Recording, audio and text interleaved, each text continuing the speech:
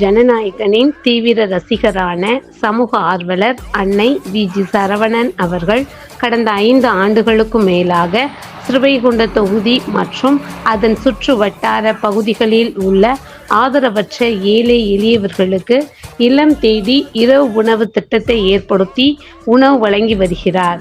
இந்நிலையில் தமிழக வெற்றிக் கழகத்தின் ஐம்பெரும் கொள்கை தலைவர்களுள் ஒருவரான சமூக ஆர்வலர் அஞ்சலையம்மாளை கொள்கை தலைவராக அறிவித்ததன் ஈர்ப்பால் தமிழக வெற்றிக் கழகத்துடன் இணைந்து தமிழக வெற்றிக் கழக தலைவர் தளபதி திரு விஜய் அவர்களின் ஆசியுடன் கழக பொதுச் செயலாளர் அண்ணன் புஸ்ஸி என் ஆனந்த் அவர்களின் வழிகாட்டுதலின்படியும் மதிய உணவு மற்றும் இரவு உணவு திட்டத்தை ஏற்படுத்தி உணவு வழங்கி வருகிறார்.